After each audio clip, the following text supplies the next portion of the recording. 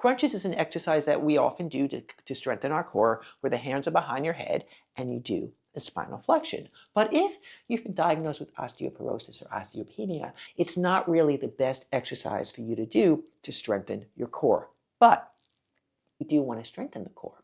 I'm going to show you 2 exercises that you can do at home that will strengthen your core without it being a crunch, without it being a spinal flexion. If we haven't met yet, my name is Wini Linguvic, and I'm the creator of the Elevate practice, where we elevate the way you exercise. And so many of my students, so many of my clients have been diagnosed with osteoporosis and osteopenia, and these are the exercises I show them to start building strength in the core. That said, please check with your doctor, please check with your physical therapist, and adapt and adjust so that these movements work for you. So the first movement that we do, and I love this one, is a simple core strengthener on all fours. Now, going on all fours can be challenging for some of us, and if that's the case, you can place a blanket underneath your knees to do this exercise correctly. And if for any reason this doesn't work for your wrists, you can adjust the way you're leaning on the floor. You can make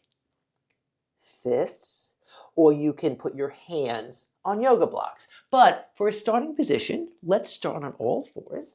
And what we're going to do is we're going to extend one leg out. Now, you want your hips to be level and you want your back to be long, and you pick up your leg. You work on keeping your hips level, and you hold your leg up there for a moment, and then you bring it down. Now, here's something interesting. We're going to do the other side. So extend the opposite leg out and lift it up. And what's interesting is that one side is always easier than the other. Does that mean there's anything wrong with you? No.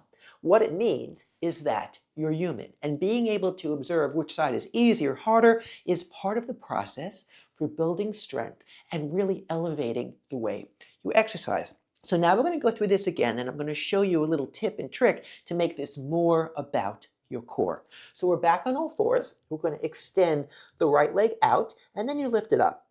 And then you work on everything being even, and this is weight-bearing exercise, which is so good for building bone strength.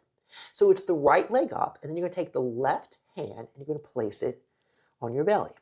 And we're going to lower and lift the leg 4 times, working on keeping the belly and the back still.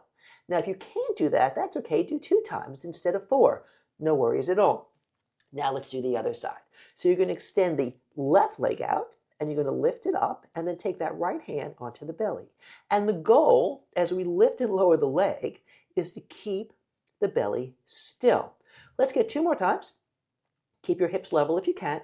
1 more time. So great. Now, what do you do if you can't do that? What do you do if that was too challenging for you?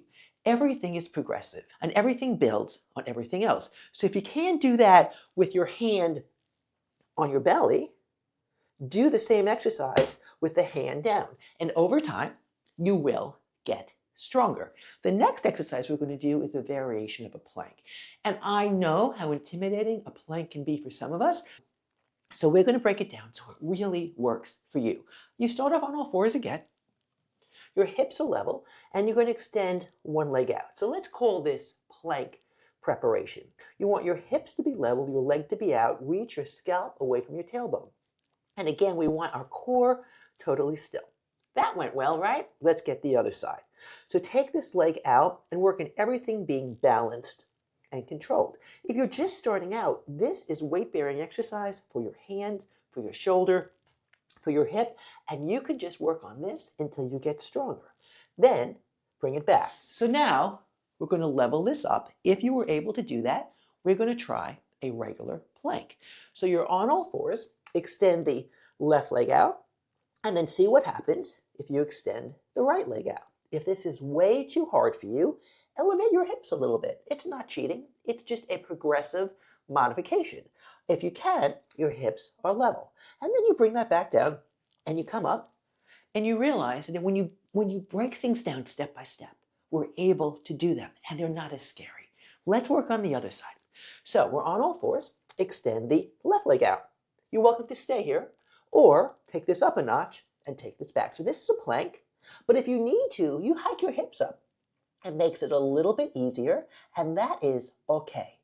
From here, we come back down.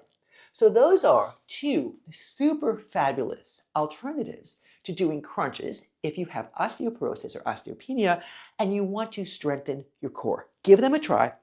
Let me know how it goes. In other videos, we'll go over how long to do them, how many, how long to do, how, in other videos, we'll go over length, we'll go over how to make these harder, how to make these easier, and how to combine these with other exercises so that you can build an exercise program that works for you.